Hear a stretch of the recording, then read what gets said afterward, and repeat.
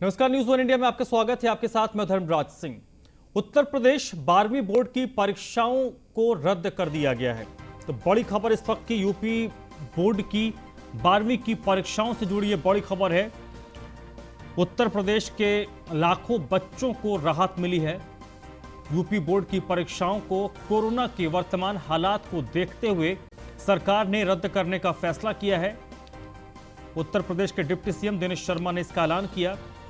कुछ देर पहले मुख्यमंत्री योगी आदित्यनाथ से डिप्टी सीएम दिनेश शर्मा ने मुलाकात की और इस मुलाकात में दोनों नेताओं के बीच परीक्षाओं को लेकर चर्चा हुई, जिसके बाद यूपी सरकार ने फैसला किया है कि उत्तर प्रदेश में 12वीं की परीक्षाओं को रद्द करके सभी छात्रों को प्रमोट किया जाएगा। इससे पहले सीबीएसई और आईसीएसई बोर्ड ने तय किया था, प्रधानमंत्री मोदी ने फैसला लिया था कि सीबीएसई आईसीएसई बोर्ड की परीक्षाओं को रद्द कर दिया था। उसके बाद ये उम्मीद की जा रही थी कि देश के सभी राज्य अपने जो स्टेट बोर्ड्स हैं वहां पर भी 12वीं की परीक्षाओं को रद्द करेंगे। उत्तर प्रदेश में भी उम्मीद थी कि 12वीं की परीक्षाओं को रद्द किया जाएगा और आज उसको लेकर फैसला भी हो गया। सरकार की तरफ से इस बात का ऐलान भी कर दिया गया कि 12वीं की बोर्ड की परीक्षाएं स्थगित कर दी गई हैं।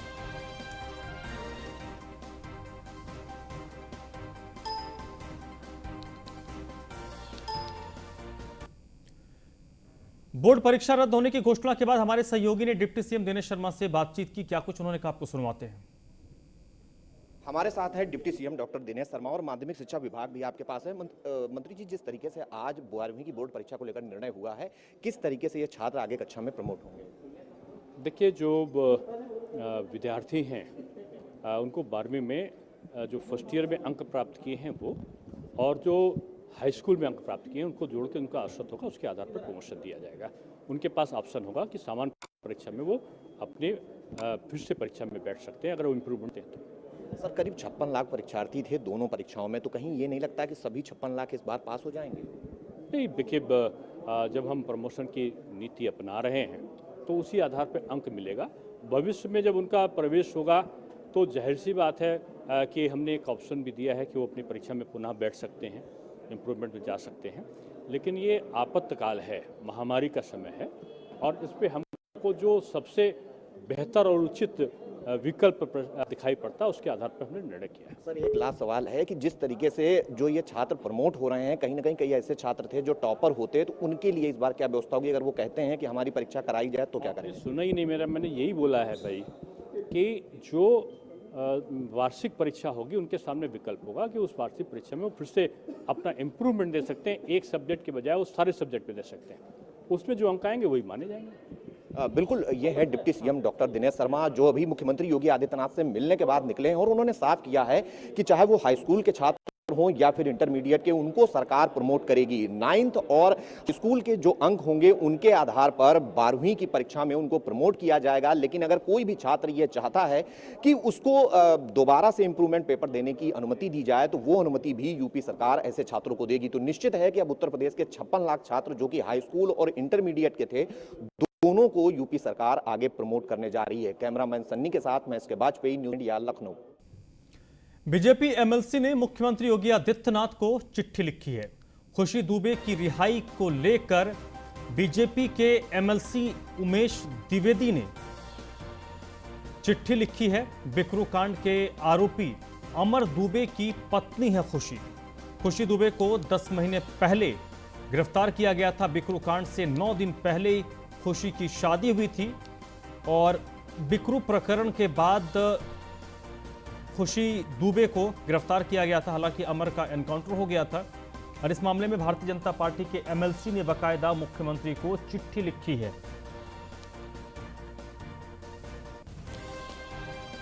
बिकरू कांड के आरोपी अमर दुबे की पत्नी की रिहाई की मांग करते हुए बीजेपी के एमएलसी ने यह चिट्ठी मुख्यमंत्री योगी आदित्यनाथ को लिखी है। खुशी दुबे की रिहाई के लिए उमेश द्विवेदी ने ये चिट्ठी लिखी है। और खुशी दुबे की अगर बात करें तो पिछले 9-10 महीनों से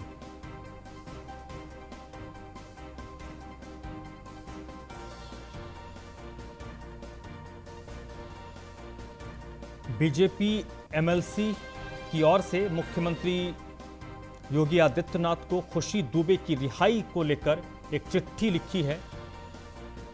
खुशी दुबे बिकरू कांड के आरोपी अमर दुबे की पत्नी है और पिछले 10 महीनों से वो जेल में है। 10 महीने पहले गिरफ्तार किया गया था खुशी दुबे को, और जिस वक्त खुशी दुबे की गिरफ्तारी हुई थी उसके कुछ 9 दिनों पहले ही अमर के साथ खुशी दुबे की शादी हुई थी। और इस मामले में अब भारतीय जनता पार्टी के जो एमएलसी हैं उनकी ओर से बकायदा चिट्ठी लिखी गई है।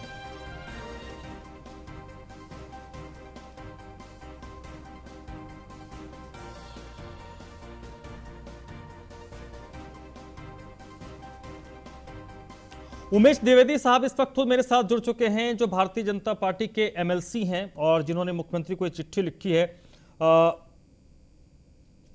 द्विवेदी जी, कैसे आपके जहन में आया, क्यों चाहते हैं कि खुशी दुबे की रिहाई हो? नहीं, देखिए 10 महीने उनकी गिरफ्तारी को हो गया है और अभी तक कोई आरोप पत्र नहीं दिया गया है, ना ही उसकी कोई क्राइम हिस्ट्री थी। क्योंकि मायके पद से इतना वो कमजोर लड़की है कि ना उनके कोई पिताजी, ना उनके कोई भाई, ना और कोई कहीं गिरफ्तार है, ना पकड़ा गया, ना कहीं कोई उनकी कोई हिस्ट्री है। तो जो लड़की 3 दिन 1 हफ्ता 10 दिन के अंदर शादी करके आई होगी तो तमाम सारी शादी की रस्में होती हैं। हम भी चूंकि हिंदू हैं, जानते हैं कि हिंदू में तमाम रस्म रिवाज जो है, तो हफ्ता 10 दिन तो लोग अपने पूरे घर का नाम भी नहीं जान पाते हैं। बिल्कुल। तो उसका जो आपराधिक कहीं इतिहास नहीं है। फिर एक बार उन्होंने कहा वहाँ के जो एडी क्या उनको एडीजी ने कहा कि नहीं, उनको जो है कोई इनका अपराध नहीं है और 2-4 दिन में जांच करके छोड़ दी जाएगी। और उसके बाद फिर आज 10 महीने हो गए और न ही कोई आरोप पत्र दे रही है पुलिस और न ही उसको छोड़ा जा रहा है। उसकी तबीयत इतनी खराब है कि वो यहाँ राम मनोहर लोहिया में एडमिट है और अपने जीवन मरण से संघर्ष कर रही है। निजी जानकारी तौर पर ये काफी सीरियस है, ना उसको बेहतर इलाज मिल रहा है। तो इस तरह से ये तो यातना हुआ ना। फिर अपने यहाँ तो भारतीय संस्कृति में महिलाओं का सम्मान करना और नाजायज कभी किसी को, महिलाओं और बच्चों को परेशान नहीं करना। तो जब उसका अपराध नहीं है तो उसके रिहाई की मांग करना वाजिब है और हमने उसके सही इलाज की भी मांग की है कि उसका बेहतर इलाज हो, कि वो बच सके। और उसपे तो ऐसे ही क्रूरतम जो है हुआ है कि उसका पति जो है नहीं है, जो 1 हफ्ते की शादी के बाद पति न हो और उसको जेल में डाल के यातना दी जाए, ये कहीं से भी उचित नहीं है। उसको तत्काल जो है उचित इलाज करा करके तो इसमें उमेश जी, इसमें कहीं ना कहीं पुलिस की भूमिका पर सवाल खड़े होते हैं कि पुलिस 10 महीने से कर क्या रही है। बिल्कुल। तो इसको लेकर हमारा भी सवाल पुलिस पे ही है, इसीलिए हमने माननीय मुख्यमंत्री से मांग की है कि इसको जो है नहीं, क्योंकि उमेश जी देखिए अब इस मामले में जो भी इंटरवीन करना हो तो कोर्ट के मार्फत ही होगा। कोर्ट उनको रिहाई देगी नहीं देगी, पुलिस ने इतने दिनों में क्या जांच पड़ताल की। हालांकि आपने जो पक्ष रखा है वो उस पक्ष में दम है, उसको सिरे से खारिज नहीं किया जा सकता कि एक महिला जिसकी शासन भी तो उसको मंगा सकता है कि आखिर इसका क्या मामला है। जब 25-25 केस अन्य तमाम बड़े बड़े अपराधियों को वापस लिए जा सकते हैं उत्तर प्रदेश में और बड़े बड़े माफियाओं के जो है उनके चिकित्सा बुलेटिन जारी किया जा सकता है। तो ये लड़की है, सामान्य लड़की है, इसलिए गरीब लड़की है, इसलिए इसके साथ में नाइंसाफी हो रही है। तो इसको लेकर सर द्विवेदी जी, इसको लेकर आपने सीएम साहब को चले चिट्ठी लिख दी। आप तो एमएलसी हैं, तो आपने अप्रोच नहीं किया स्थानीय पुलिस को, एसएसपी हो या फिर जो भी वहां के बड़े अधिकारी हैं, उनको अप्रोच किया था कि भैया आप क्या कार्रवाई कर रहे हैं, क्यों चार्जशीट फाइल नहीं की जा रही है, क्या आपकी जांच में निकला? हम लगातार इंतजार किए कि किसी को ये न महसूस हो कि सत्ता के विधायक हैं तो सत्ता के हनक में किसी को लाभ पहुंचाना चाहते हैं। इसलिए मैंने किसी से कोई सिफारिश इसलिए नहीं की कि कल को ये होगा कि भाई इतनी बड़ी घटना घटी जिसमें हमारे 7-7, 8-8 जवान शहीद हुए हैं पुलिस के, तो हमारा कोई इंटरफेयर करना नहीं है। लेकिन आज 10 महीना हो गया, 3 दिन पहले शादी होकर के लड़की आई थी, तो आखिर एक सीमा होगी बर्दाश्त करने की ना। तो ये मैं राष्ट्रीय अध्यक्ष भी हूँ अखिल भारतीय ब्राह्मणोत्थान महासभा का, और उस पर इतना बड़ा अत्याचार हो रहा है यूपी में, तो इस पे हमें बोलने का अधिकार है कि नहीं है? नहीं, वो ठीक है सर। अब मैं कह रहा हूं कि आपके तर्क को सिरे से खारिज नहीं किया जा सकता। यहां पर सीधे सीधे पुलिस की भूमिका पर सवाल खड़े हो रहे हैं कि अगर आपने किसी को जांच पड़ताल के लिए उठाया, अगर उसकी गिरफ्तारी शो की है, तो आप इस मामले में 10 महीने में आपने जांच क्या की, उसकी भूमिका क्या है? और 10 महीने में आपके अंडर में रही खाना पीना, आपको रात इतना वो बीमार कैसे हो गए कि आज मरणासन है वो? क्या तो आप मार डालना चाहते हैं उसको? ये सवाल नहीं खड़ा करेंगे हम। नहीं, बिल्कुल। तो इसको लेकर आगे सर आपने चिट्ठी लिखी, मुख्यमंत्री से मुलाकात करेंगे, डीजी से मुलाकात? मुख्यमंत्री जी अभी चूंकि व्यस्त हैं, अभी तमाम राजनीतिक गतिविधियां चल रही हैं, केंद्रीय तमाम नेता लोग यहाँ डेरा डाले हुए हैं, इसलिए हमारी मुलाकात नहीं हुई। जल्दी ही मुलाकात करके और इसकी पूरी रिपोर्ट तलब कराएंगे और उसके साथ न्याय कराएंगे। और इसको लेकर आगे क्या कुछ मुख्यमंत्री से मिलने के अलावा भी कुछ रणनीति आपने तैयार की होगी, क्योंकि आपने कहा कि मैं लंबे वक्त से इंतजार कर रहा था। अगर मुख्यमंत्री जी निदान इसका कर देते हैं तो हमें कोई अलग से निदान की क्या आवश्यकता है? सरकार है, भारतीय जनता पार्टी, हम भाजपा के विधायक हैं, तो मुझे नहीं लगता कि मुख्यमंत्री के बाहर की चीजें आएगी। और पुलिस डिपार्टमेंट में भी बात करेंगे भाई क्या मामला है इसका। सर इसमें एक भूमिका तो कोर्ट की भी हो सकती है कि अगर आप सरकार के पास जा रहे हैं, एक तरफ से हालांकि जो खुशी दुबे है वो आपने खुद बताया कि वो सामान्य परिवार से है, तो कोर्ट कचहरी की जानकारी नहीं होगी, आर्थिक स्थिति वैसे नहीं होगी, तो कोर्ट के मार्फत क्यों नहीं जाते आप? नहीं, कोर्ट में एक्चुअली चूंकि इतना बड़ा हादसा था ये, तो उनके जो परिजन गए होंगे हमारे, उनके यहाँ परिजनों में एक दो लोगों से ही भेंट हो पाती है, वो भी बहुत बाहर से लोग हैं, वो बिल्कुल उनके खास नहीं है। एक जो अंजलि दुबे है उनके यहाँ से कुछ लोगों से हमारी भेंट हो पाती है, कभी उनका फोन आता है। तो इनका जो मामला है वो चूंकि पुलिस ने इतना, मतलब ये घटना ही ऐसी घटी थी कि सामान्य आदमी जो है उनके साथ खड़ा होने में, अच्छा बीच में कुछ इस तरह खबरें आई कि अगर कोई उसके जो है कहीं सहयोग करता पाया गया या कहीं फोन करेगा तो उसके खिलाफ भी कार्रवाई हुई, तब काफी लोग डर गए थे उससे। और उसके जो न्यायालय मामला जो है जिससे उस पर भी होनी चाहिए थी वो भी शायद नहीं हो पाई होगी, जिसके कारण से भी ये रहा। और पुलिस इसने फिर अपने आप को एकदम तानाशाह बन करके और जो जैसा चाह रही है, तो वो गलत है। मेरा कहना है कि अगर वो आरोपी है तो आप बताओ कि इसका ये आरोप है, जेल में है, बहुत सारे जो हजारों लोग जेल में है, महिलाएं भी उसमें, और भी महिलाएं जेल में, हम तो और किसी की बात नहीं कर रहे हैं भाई, तमाम इसमें 4-5 महिलाएं अंदर हैं, तो उनकी बात हम नहीं कर रहे हैं भाई, उनका कोई मामला। चलिए ठीक है द्विवेदी जी, उमेश द्विवेदी जी, बहुत बहुत शुक्रिया, आपने हमसे बातचीत की और इस मुद्दे पर अपना पक्ष रखा। अलीगढ़ से अगली खबर है, शराब कांड में शामिल तस्करों पर शिकंजा कसने के लिए एसएसपी कलानिधि नैथानी ने एक विशेष टीम का गठन किया है।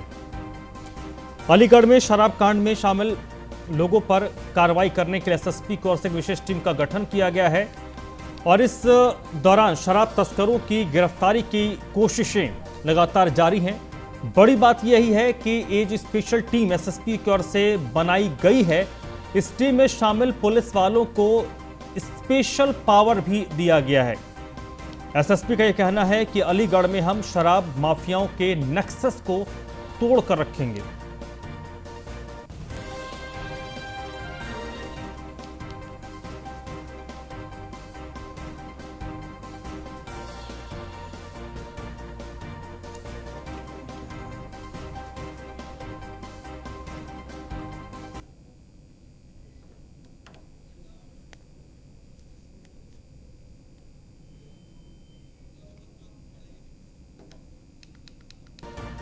तो अलीगढ़ में एसएसपी कलानिधि नैथानी ने इस पूरे प्रकरण में कार्रवाई करने के लिए विशेष टीम का गठन किया है और इस टीम में शामिल सभी पुलिस वालों को स्पेशल पावर भी दी गई है।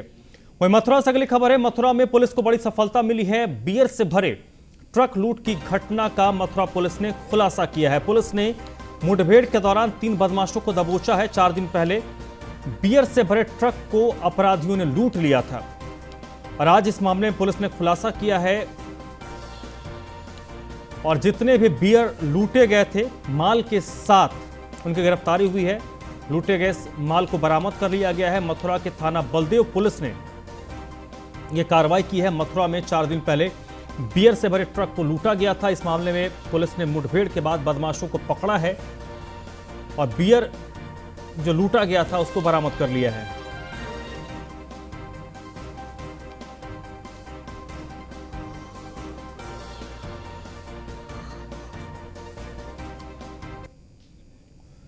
प्रतापगढ़ में न्यूज 1 इंडिया की खबर का बड़ा असर हुआ है। हर्ष फायरिंग के मामले पर एसपी ने संज्ञान लिया है और अपना दल के प्रदेश महासचिव को गिरफ्तार कर लिया है। पंकज शुक्ला को नगर कोतवाली पुलिस ने गिरफ्तार किया है। पंकज शुक्ला जो हर्ष फायरिंग कर रहा था उसकी गिरफ्तारी हो गई है पंकज शुक्ला एक कार्यक्रम के दौरान हर्ष फायरिंग कर रहा था, उसका वीडियो किसी ने बनाया। उसके बाद देखते देखते वीडियो जब वायरल हुआ तो मामला पुलिस तक पहुंचा। अब पुलिस ने इस मामले में कार्रवाई की है। अपना दल का ये प्रदेश महासचिव है जिसको हर्ष फायरिंग के आरोप में गिरफ्तार कर लिया गया है।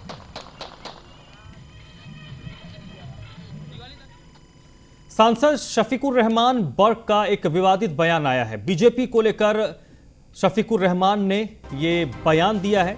सांसद है शफीकुर रहमान, जिन्होंने बीजेपी को लेकर एक बयान दिया है कि बीजेपी मॉब लिंचिंग करा रही है। बकरीद पर मस्जिदों में नमाज पढ़ने नहीं दिया गया, गलती जिसने की उसे माफी मांगनी चाहिए। संभल से समाजवादी पार्टी के सांसद हैं शफीकुर रहमान बर्क, और उन्होंने भारतीय जनता पार्टी पर आरोप लगाया है कि Bharatiya Janata party mob lynching कर रही है। कौन सी घटना का उन्होंने जिक्र किया, किस घटना को लेकर, किस घटना के रेफरेंस में उन्होंने बीजेपी पर मॉब लिंचिंग का आरोप लगाया, इसका उन्होंने जिक्र नहीं किया। आरोप है कि बकरीद के दौरान मस्जिदों में नमाज नहीं पढ़ने दी गई। तो ये विवादित बयान शफीकुर रहमान बर्क का है। ये बयान आना कि इसके लिए सिर्फ बीजेपी जिम्मेदार है क्योंकि सर से छेड़छाड़ की है उसने, तो ये बयान से आप थोड़ा सा सहमत? देखिए, बीजेपी तो न मालूम कितनी बातें मॉब लिंचिंग करा रही है। बीजेपी लड़कियों के साथ पकड़ के मतलब बलात्कार करा रही है। कुछ जगह जगह जाति और जुल्म हो रहे हैं, तो ये क्या ये इसको गलती नहीं मानेंगे? ऐसे ही और चीज़ों में भी गवर्नमेंट की पॉलिसी में बहुत गलतियां हुई हैं और होती हैं सबसे, किससे ना होती गलती। अब मौजूदा गवर्नमेंट है तो उसी से कहा जाएगा। ये बयान तो संभल के सांसद हैं शफीकुर रहमान बर्क, जिन्होंने भारतीय जनता पार्टी को लेकर बयान दिया कि Bharatiya Janata party mob lynching करवाती है।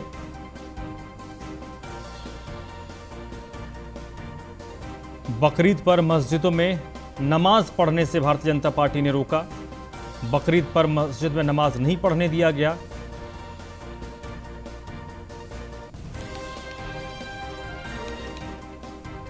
मुजम्मिल दानिश इस वक्त मेरे साथ जुड़ चुके हमारे संवाददाता इसी पर अपडेट के साथ। मुजम्मिल, क्या कुछ सांसद शफीकुर रहमान बर्क ने कहा, क्योंकि सवाल उनसे कुछ दूसरा पूछा जा रहा था, जिसका तो उन्होंने बीजेपी पर कई सारी आरोप लगा दिए, कई सारी बातें उन्होंने बीजेपी पर कह दी।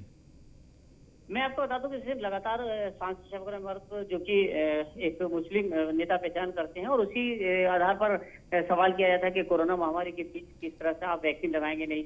लेकिन वैक्सीन का ना जवाब देते हुए सीधे तौर पर उन्होंने भारतीय जनता पार्टी को कोसना शुरू कर दिया और उस पर वार शुरू कर दिया। उन्होंने कहा कि जिस तरह से अगर बड़ी बात, विवादित बात सामने कही है कि अगर हम लोग नमाज पढ़ते, इबादत करते तो उसका असर कोरोना महामारी, अगर ये पूरे देश में कोरोना महामारी है, बीमारी नहीं बल्कि ये एक आफत आई भी है, तो दरअसल बीमारी को नाम पर जिस तरह से कि हम लोग गुनाहगार हैं और गुनाह की सजा आज ऊपर वाला हमें दे रहा है। उनका मकसद ये था कि जिस तरह डॉक्टर शफीकुर रहमान बर्क के जो आज पूरे देश में कोरोना महामारी के बीच बढ़ रहे हैं, वो हमारी जो लोग हम इबादत नहीं कर रहे हैं, ईश्वर से उससे प्रार्थना नहीं कर रहे, भगवान से नहीं मान रहे, मस्जिदें मंदिर बंद कर दिए गए हैं, तो वो कहीं ना कहीं वो आफत हमारे ऊपर आई भी है और इसी बीच कोरोना की महामारी चल रही है।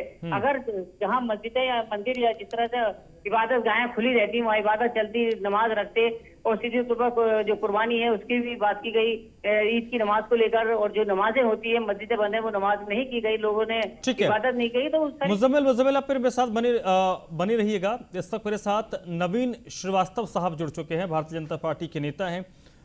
नवीन श्रीवास्तव साहब, शफीकुर रहमान बर्क जो सांसद हैं, उनसे सवाल पूछा गया था, जो एक शरीयत को लेकर एक उत्तर प्रदेश के नेता ने बयान दिया था कोरोना को लेकर, तो उन्होंने भारतीय जनता पार्टी पर ही आरोप लगा दिया कि Bharatiya Janata party mob lynching करवाती है, बकरीद के दौरान नमाज नहीं पढ़ने दिया गया। तो एक तरीके से आप लोगों पर कई सारे सवाल खड़े किए गए हैं, उस पर आपका पहला रिएक्शन? देखिए, सबसे बड़ी चीज है कि जो पार्टी अपनी उत्तर प्रदेश में राजनीतिक जमीन खो चुकी है, मीडिया की सुर्खियों में बने रहने के लिए लगातार उनके नेता कुछ न कुछ बयान देते रहते हैं, और उन बयानों के पीछे एक उनकी सोच होती है मुस्लिम तुष्टीकरण की। कभी कोई कहता है कि शायद मोदी जी की नीतियों की वजह से यह आसमानी जल जला आ गया, कोरोना वैश्विक महामारी है भाई, पूरी दुनिया में इसका प्रकोप रहा है, तो क्या हर जगह मोदी जी का राज है या मोदी जी की नीतियां हैं? आज कल वो एसपी हसन साहब बोले, आज भरत साहब बोल रहे हैं, लेकिन दोष इनका नहीं है। हमारे यहाँ रामचरितमानस में गोस्वामी तुलसीदास जी ने लिखा है कि महिमा घटी समुद्र की रावण बसा पड़ोस, कुसंगत का असर। जब इनके नेता अखिलेश यादव ही इस प्रकार के बयान देते हैं कि ये मोदी की वैक्सीन है या योगी की वैक्सीन है, या इनके दल के नेता बयान देते हैं कि वैक्सीन लगवाने से लोग नपुंसक हो जाएंगे, तो इस प्रकार के बयान आएंगे, लेकिन इस प्रकार के बयान का कोई मतलब नहीं है। यह सारी चीजें जो है धार्मिक आधार पर ध्रुवीकरण करने का इनका प्रयास है, और दुर्भाग्य यह है कि आजादी के 70 साल बाद भी अपने वंशवादी राजनीति को चलाने के लिए मुसलमानों को जिस प्रकार से एक वोट बैंक बना के रखा गया, उनका आर्थिक, सामाजिक, राजनीतिक विकास नहीं होने दिया गया। नवीन श्रीवास्तव साहब, ये मुझे बताइए कि क्या जो आज से तकरीबन कुछ साल पहले तक माना जाता था कि मुस्लिम वोट बैंक किसी दल विशेष या किसी व्यक्ति विशेष की तरफ झुके रहते थे, अब मुस्लिम समुदाय में उसको लेकर जागरूकता आ रही है, मुस्लिम समुदाय का वोट बट रहा है, इसलिए अब धर्म को आगे कर उस चीज को बिखरने से रोकने की कोशिश होती है, इस तरीके का बयान? निश्चित रूप से मैं उसी पर बोल रहा था। देखिए, 70 साल वोट बैंक बना के रखा गया, इस समाज का विकास अवरुद्ध किया गया, बदले में इनको क्या मिला? मेरठ, मलियाना, भागलपुर, असम के नरसंहार, शाहबानों का दंश मिला। लेकिन मोदी जी की सरकार जब से बनी है तो सबका साथ सबका विकास के तहत हमने जितनी भी योजनाएं चलाई, आप किसी भी योजना उठा के देख लीजिए, हम भेदभाव के बिना में अल्पसंख्यकों की भागीदारी सुनिश्चित कराई।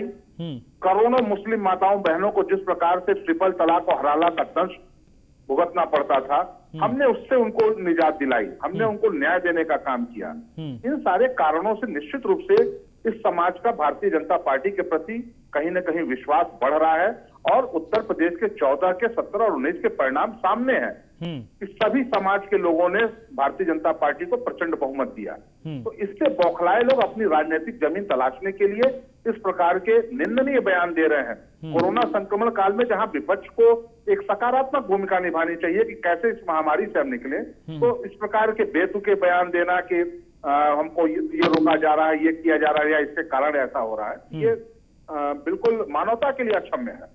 ठीक है, लेकिन इस तरीके के बयान जब आते हैं तो उससे एक क्या कहते हैं, वो एक जो इस तरीके के बयान जब कोई नेता की तरफ से आते हैं तो उससे एक स्थिति जो बनती है वो लॉ एंड ऑर्डर को लेकर भी स्थिति बनती है, क्योंकि पार्टी के खिलाफ कह रहे हैं और धर्म को यहाँ पर आगे बढ़ा दिया जाता है कि हमें नमाज नहीं पढ़ने दिया गया, मस्जिदों में जाने नहीं दिया गया बकरीद में, तो इसको लेकर कुछ ना कुछ कानूनी तौर पर कदम भी क्या उठाए जा सकते हैं?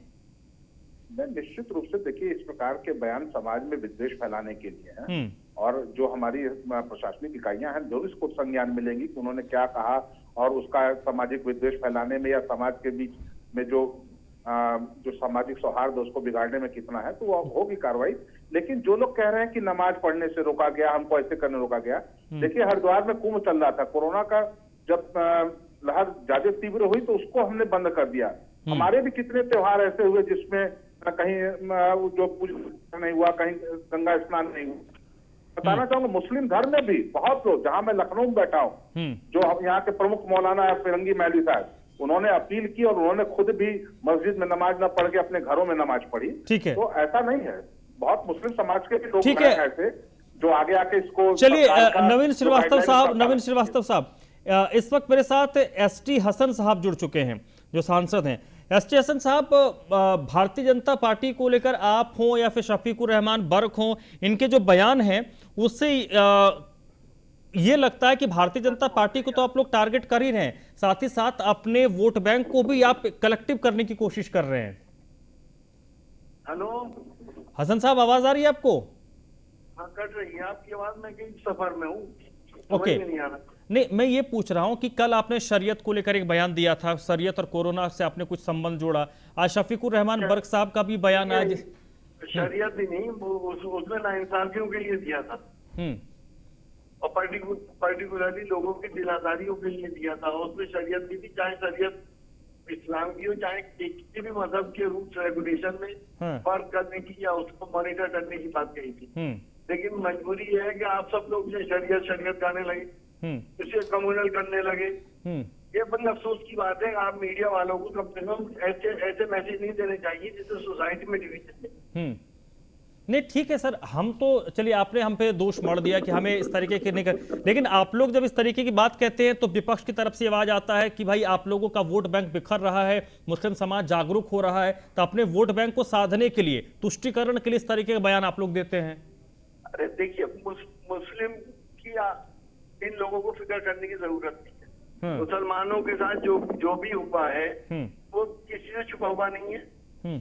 और कोई मुसलमान, मैं समझता हूँ बहुत ही कम मुसलमान इस राय से सेटिस्फाइड है। तो वो बात छोड़िए, वो तो खैर जब इलेक्शन होगा, जब जनता बताएगी, मैं और आप क्या कह सकते हैं। बिल्कुल। नहीं सर, आप कह रहे सेटिस्फाई नहीं है, तो 2017 में हमने देखा, 2019 में देखा, इतनी बड़ी संख्या में उत्तर प्रदेश से ही तो भारतीय जनता पार्टी को वोट मिले। मुस्लिम का डिवीजन हो गया था, यूं मिल गया। ठीक है, एसटी हसन साहब आप मेरे साथ बनी रहिएगा। मोहसिन रजा साहब इस वक्त हमारे साथ जुड़ चुके हैं। रजा साहब, भारतीय जनता पार्टी को लेकर एसटी हसन साहब हो, शफीकुर रहमान बर्क साहब हो, ये लोग बड़ा वोकल हैं और एक भारतीय जनता पार्टी पर तो बर्क साहब ने कह दिया कि Bharatiya Janata party mob lynching करवाती है। असल में हजारों दंगे समाजवादी पार्टी की सरकार के दौरान हुए, पूरे प्रदेश और देश ने देखा।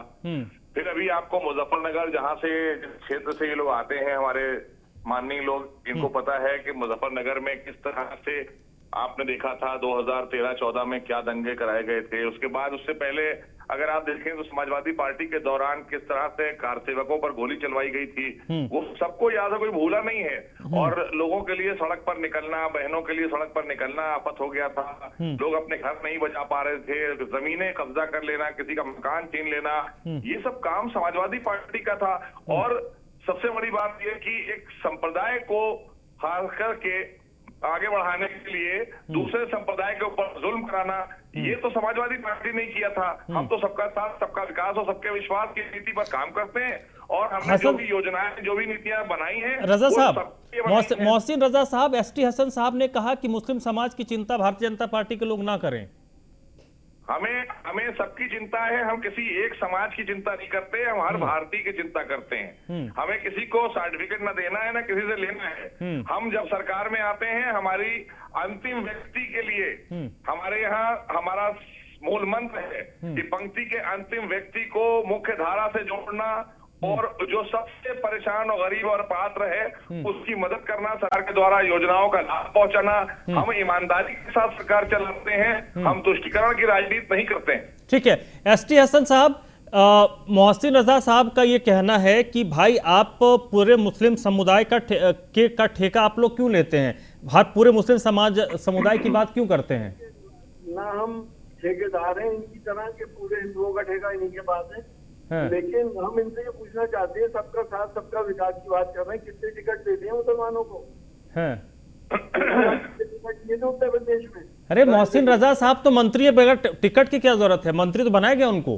अरे वो तो इनकी अपनी एबिलिटीज थी कि ये मंत्री बन गए। अब वो एबिलिटीज आप भी जानते हो, मैं भी जानता हूं। लेकिन टिकट कितने दिए? इन्हें तो कभी भरोसा नहीं कि मुसलमान को एक टिकट भी दे दें। बात करते हैं मुसलमान की। सर क्या मैं से सफर में हूँ, मैं माफी चाहता हूँ भाई। आप बहस करिए, गाड़ी रखिए। चलिए मोहसिन रजा साहब कुछ आप जवाब दीजिएगा इनको। मैंने सुना ही नहीं कि उन्होंने क्या कहा, आपने सुना होगा, हमारे कान तक तो आवाज नहीं आई। इन्होंने कहा कि भारतीय जनता पार्टी टिकट ही नहीं देती है मुस्लिमों को। बताइए, आप इतने बड़े ये करते हैं, ये उन्होंने कहा। लोग जो है ना, ये सब इस तरह की राजनीति हम नहीं करते हैं कि हमने इतने मुसलमानों को टिकट दे दिए, हमने इतने फलानों को टिकट दे दिए, हमने इनको टिकट दे दिए। हमारे यहाँ जो व्यक्ति समाज सेवा भाव से आता है और ये देखा जाता है कि वहाँ की जनता चाहती है उसको आप वोट दीजिए, हमारे पास एक जमीनी रिपोर्ट होती है, उसके तहत हम जो योग्य, जो वहाँ का व्यक्ति है वो आता है, चाहे वो किसी समाज का हो, हम टिकट देते हैं। और अगर नहीं भी है तब भी हम उसको अपनी सरकार में भागीदारी तो देते हैं ना। जिसका उदाहरण आप खुद हैं मोहसिन रजा साहब। बहुत बहुत शुक्रिया आपका। एसटी हसन साहब, आपका भी बहुत बहुत शुक्रिया। नवीन श्रीवास्तव जी भी हमारे साथ जुड़े थे। नवीन श्रीवास्तव जी, आपका भी बहुत बहुत शुक्रिया। तो फिलहाल इस बुलेटिन में बस इतना।